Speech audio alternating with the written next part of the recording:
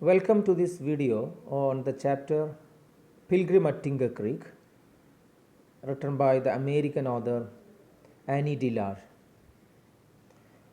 I would like to give a short introduction to the author and to her writing. The author Annie Dillard was born on April 30 in 1945 in Pittsburgh, Pennsylvania in the United States of America. She is an American poet, naturalist, novelist, essayist, critic, theologian, collagist and singer.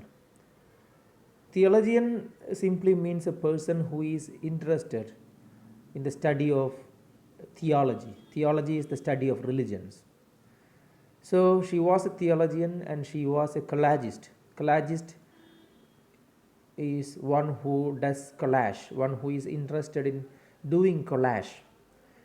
I hope you are familiar with this term collage. This actually is a modern art form in which different pictures or different materials are put together to form a whole. That is a collage.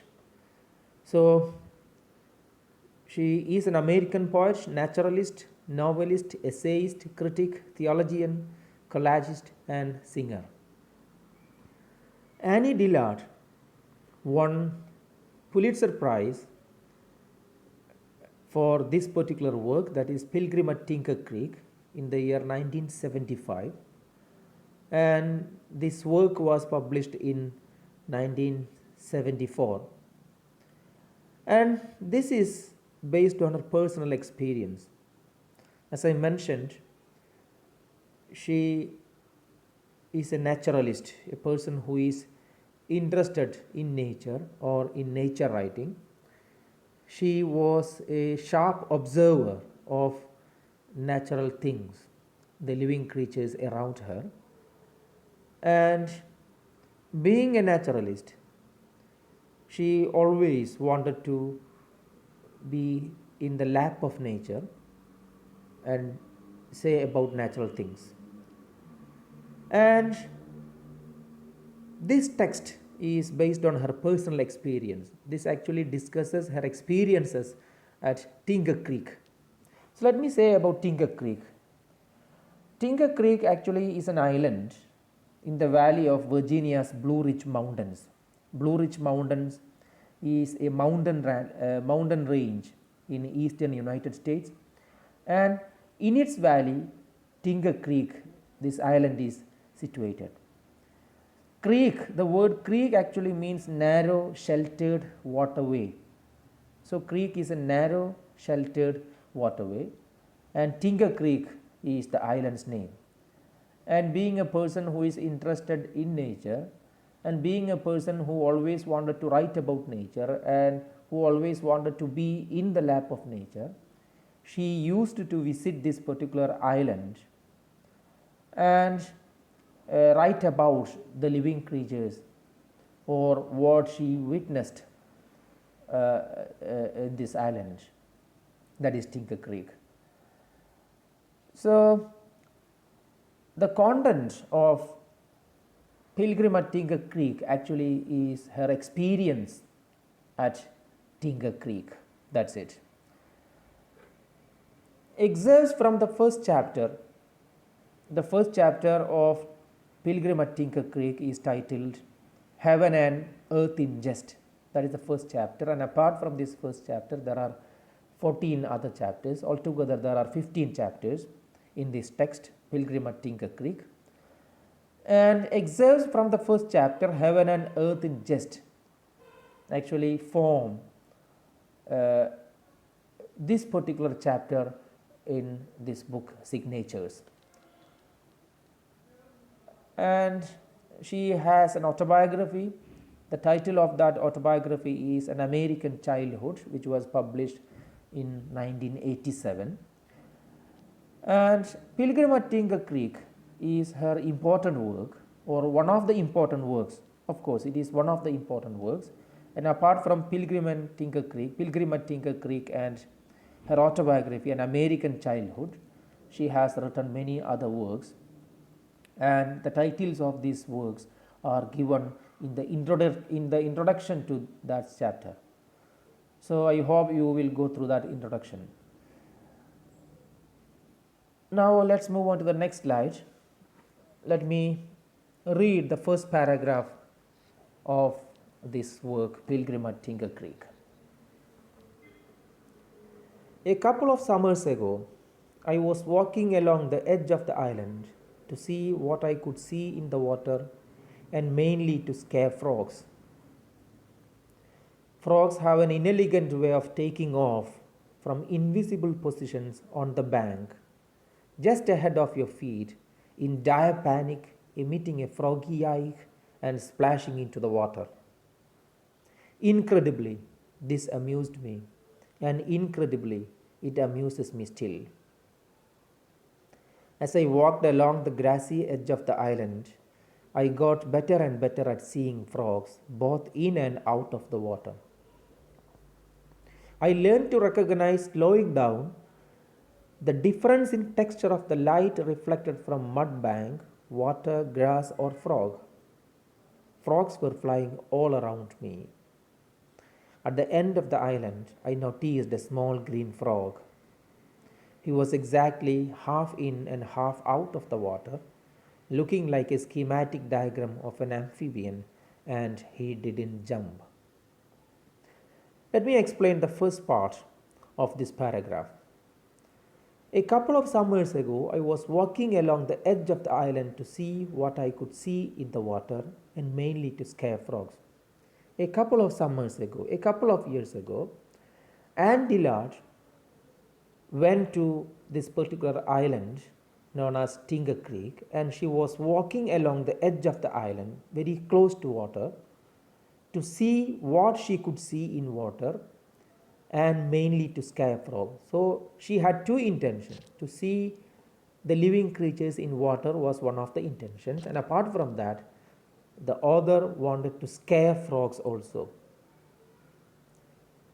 Frogs have an inelegant way of taking off from invisible positions on the bank, just ahead of your feet, in dire panic, emitting a froggy yike and splashing into water.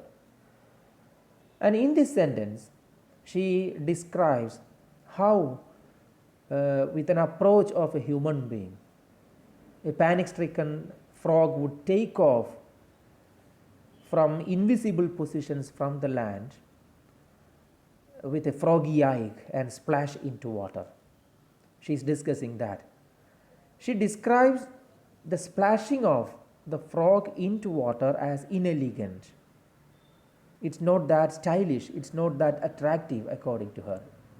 The frog has an inelegant way of splashing into water, according to Anne Dillard.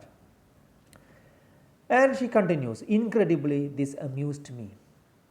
And incredibly, it amuses me still. She says that it amused her always, the way the frogs would take off from the invisible positions at the approach of a human being from the bank and splash into water with a yike. Yike actually means, yike refers to an exclamatory word.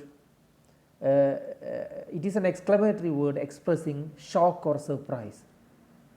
Shock or alarm, that is yike.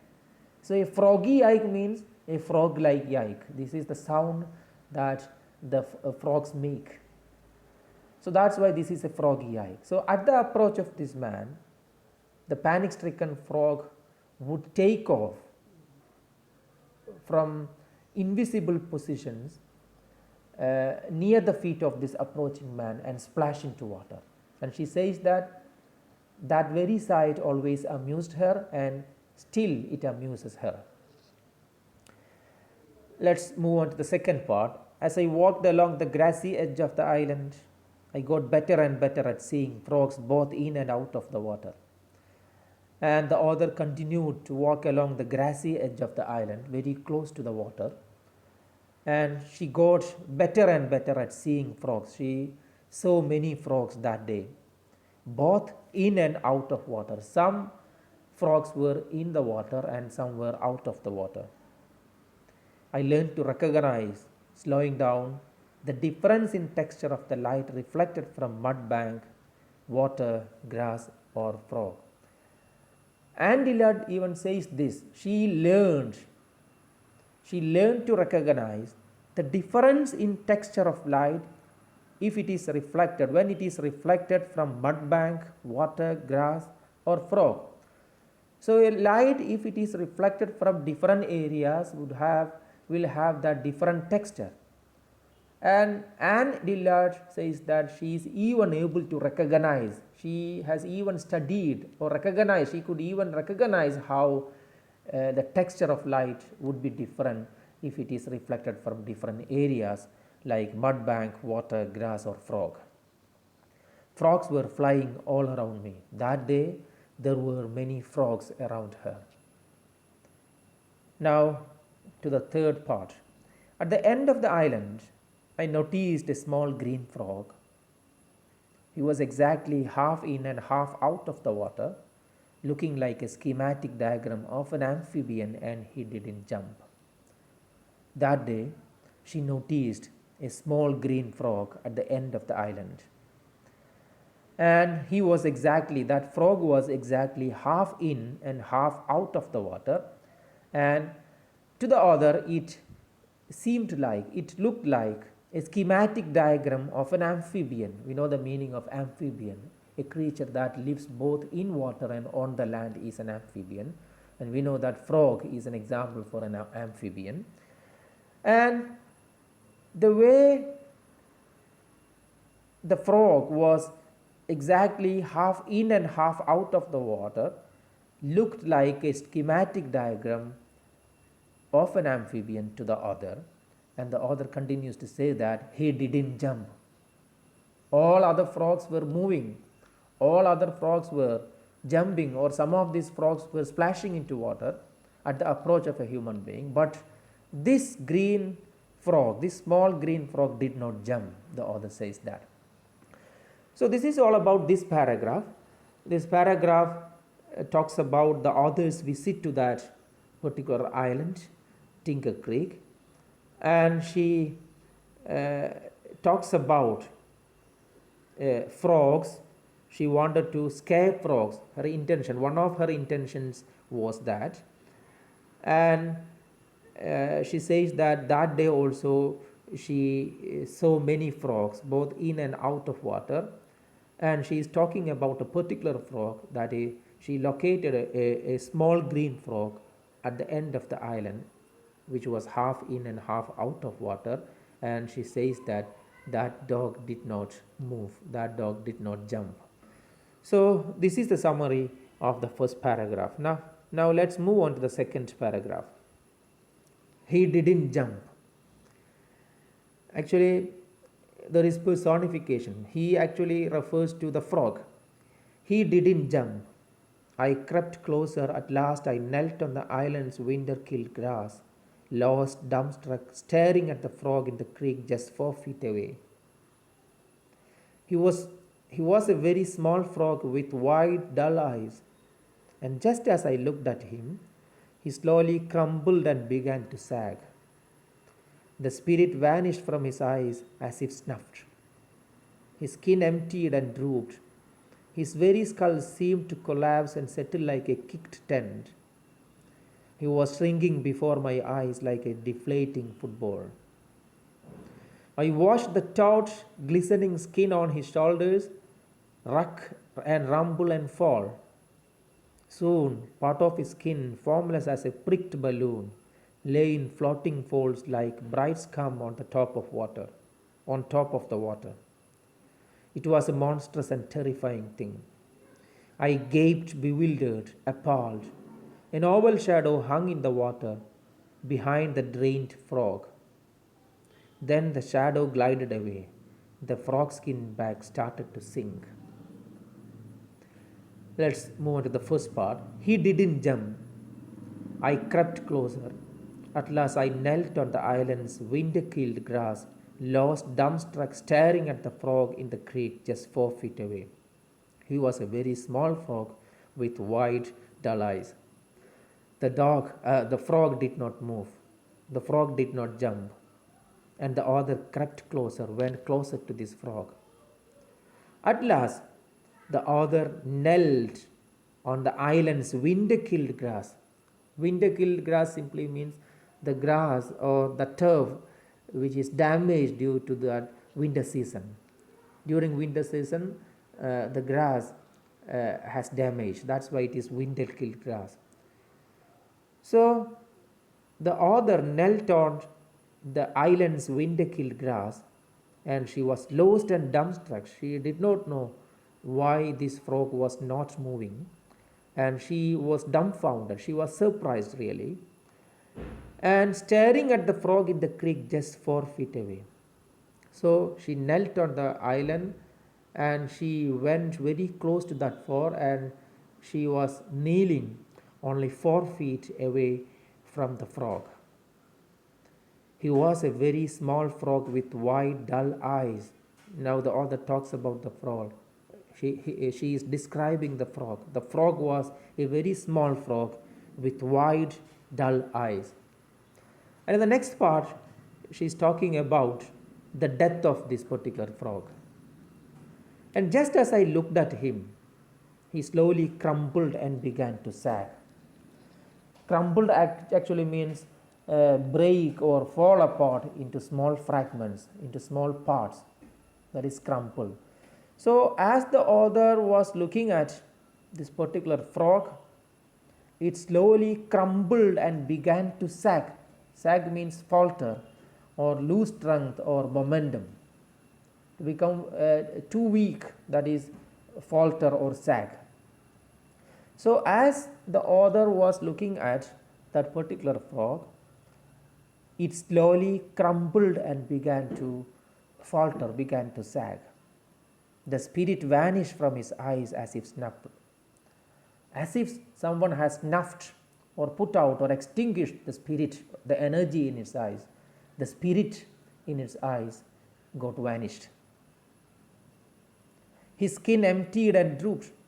The skin is just like a bag, and the skin got emptied. There is nothing inside because the organs, the muscle, everything inside the skin got dissolved. And that's why the author says his skin, the frog's skin, emptied and drooped. Drooping actually means going down or bending down. Okay, that is drooping. You might have seen people with drooping shoulders.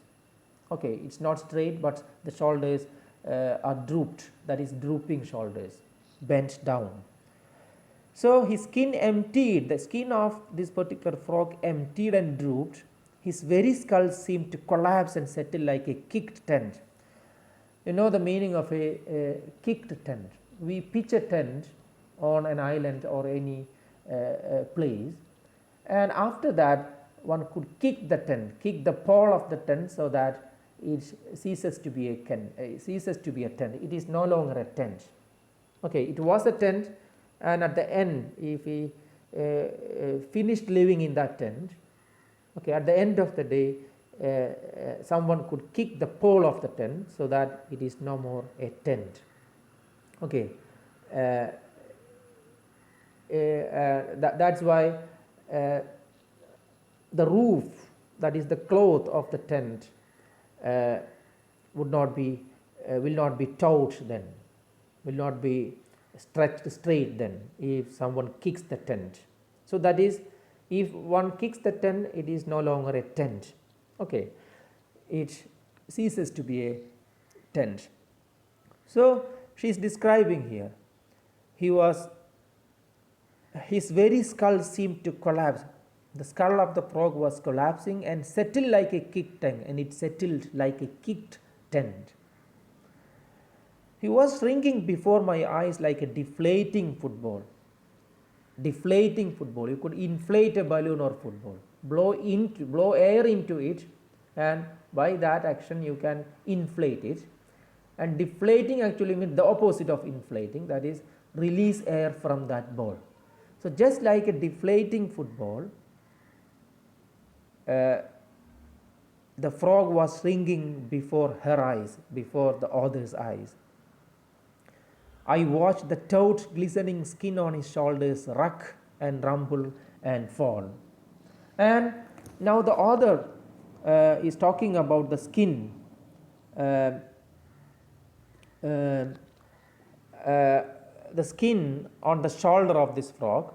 She says this, I watched the taut, glistening skin on his shoulders. The skin on the shoulders of this frog was taut, it was stretched straight, it was shining, and this skin got ruck. It ruck means it compressed. It's rumble. Rumble simply means crumble here. It's ruck, crumble, and fall. So the author is looking at this particular frog, and in front of his eyes, in front of her eyes, the frog is shrinking. Soon, part of his skin, formless as a pricked balloon, lay in floating folds like a bright scum on top of the water. And later, the next moment, the part of the frog skin, and it was formless as a pricked balloon. It is a pricked balloon. It was formless as a pricked balloon, a broken balloon. If we prick using a pin, the balloon breaks. So just like a broken balloon, the part of the skin actually lay on the surface of water, floating folds like bright scum on top of the water. Bright scum actually means the layer, the thin layer of dirt on the surface of water is scum. So just like a bright scum, the part of the skin lay on the floor, and it started floating on top of the water. It was a monstrous and terrifying thing, and for me, for the author, it was a monstrous and terrifying thing. It was a horrifying sight. I gaped, bewildered, appalled, and she continued to gape at. What is gaping? Gaping actually is opening one's mouth because she is confused or she is bewildered. She doesn't know what to do. So that's why she is dumbfounded. She is dumbstruck. That's why she is quite surprised. That's why she gaped. She opened her mouth, bewildered, and she was appalled. She was horrified, of course. And an oval shadow hung in the water behind the drained frog. Behind the drained frog, an oval shadow appeared which hung in the water. Then the shadow glided away. Then there is no shadow, it glided away. The frog skin bag started to sink. The frog skin bag, the skin, the container of all these organs or muscles of this frog, started to sink, started going down the water. So, in this paragraph, she is discussing the death of the frog. She is talking about what she actually witnessed that day on the island. That is, she witnessed the death of the frog, and she described the death of the frog beautifully with beautiful words. That's it. Let's move on to the next paragraph. I had read about the giant water bug, but never seen one. Giant water bug is really the name of the creature, which is an enormous heavy-bodied brown bug. It eats insects, tadpoles, fish and frogs. Its grasping forelegs are mighty and hooked inward. It seizes a victim with these legs, hugs it tight and paralyzes it with enzymes injected during a vicious bite. That one bite is the only bite it ever takes. Through the puncture shoot the poisons that dissolve the victim's muscles and bones and organs, all but the skin, and through it the giant water bug sucks out the victim's body, reduced to a juice. This event is quite common in warm fresh water. The frog I saw was being sucked by a giant water bug. I had been kneeling on the island grass when the unrecognizable flap of frog skin settled on the creek bottom. Swaying, I stood up and brushed the knees of my pants. I couldn't catch my breath. Now let's explain this paragraph, this third paragraph. In this paragraph, she discusses a giant water bug, and she says that the frog actually was killed by this giant water bug, and she describes the way the giant water bug in the water, killed and fed on this particular frog in the water. I had read about giant water bug but never seen one. She says that she has read about giant water bug and it is the first time that she is seeing a giant water bug. Giant water bug is its name, is really the name of the creature, which is an enormous and heavy bodied brown bug. It's a brown colored bug. It is an enormous, it is a large, heavy bodied brown bug living in water. It eats insects, tadpoles, fish and frogs. The food or its prey actually are insects, tadpoles, fish and frogs. Tadpole actually is the youngest frog, that is known as tadpole, which swims in water, that is tadpole.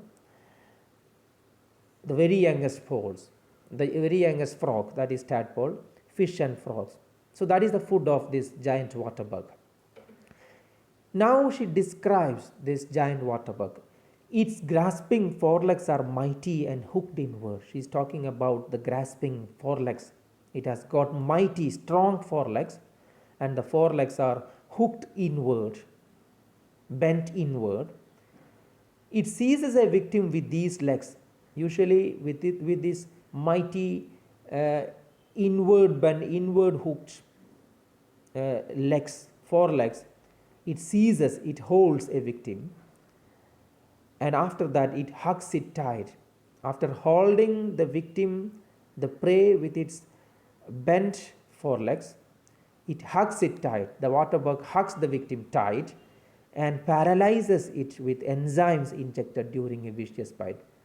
With a vicious bite, with a bite, the water bug could paralyze by injecting the enzymes into the body of the prey. The water bug could paralyze it. So it grasps, it catches the prey with its forelegs, and after that it hugs the prey tight and then injects enzymes into the body of the prey through a bite and thus paralyzes it. Paralyzing someone, if something or someone is paralyzed, he or the animal cannot move. If an animal is paralyzed, if an insect is paralyzed, it cannot move. Okay, so that's it. And that one bite is the only bite it ever takes. One bite is enough. Through the puncture shoot the poisons that dissolve the victim's muscles and bones and organs. And through the puncture, which is created by the very bite, one bite is enough, there will be a puncture, and through this puncture shoots the poisons. The poison is shoot, the poison enters the body of the prey, and that poison actually dissolves the victim's muscles, bones and organs, all but the skin. Everything except the skin will be dissolved, whether it's muscles, bones or organs of this frog or any other creature. With this poison, everything inside the skin will be dissolved. Okay, that's it. And through it, the giant water bug sucks out the victim's body, reduced to juice. So the organs, muscles or bones of this particular creature, the prey, would be reduced to juice, and later the juice will be sucked out by the giant water bug. This is how it captures a prey, and this is how the giant water bugs usually feed on the prey. So that is described in the first part. And now the author says, this event is quite common in warm fresh water. The frog I saw was being sucked by giant water bug. So what happened to the frog? It was sucked out by the giant water bug.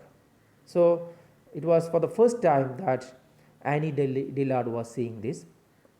I had been kneeling on the island grass when the unrecognizable flap of frog skin settled on the creek bottom. So she had been kneeling on the grass, winter-killed grass of this island for a quiet time, because she was eagerly looking at what was happening in front of her eyes. And later, the flap of a thin layer of the frog skin settled on the creek bottom, on the surface of water, and swaying, moving sideways. I stood up. She stood up, moving sideways, and brushed the knees of my pants. She says that she dusted the knees of her pants, and she says, I couldn't watch my breath. I couldn't watch my breath. I couldn't catch my breath. What is catching one's breath? If you are doing a physical activity, we actually pant. There will be panting. We pant actually. That will be quick breathing. And after that, if you relax for some time, you can breathe easy. Okay, you can breathe. One can breathe normally. That will be normal breathing, not panting. So that actually is known as catching the breath. Catch the breath simply means that. So the author here says that she couldn't catch her breath, which means that she was still panting because she got dumbstruck or dumbfounded and surprised very much. It was for the first time she was witnessing such a sight, that's why. So she couldn't catch her breath, she was still panting. Okay. So the summary of this paragraph is this, that is, the author is discussing how the giant water bugs living in fresh water, warm fresh water, kill and feed on its or their prey. So the giant water bugs kill and feed on frogs, fish, tadpoles and other insects. That is described here, and the author says that she was unable to catch her breath at that time. So I think with this paragraph we can finish today's class, and let me ask you to read the first 3 paragraphs and of course the introduction many times. Thank you.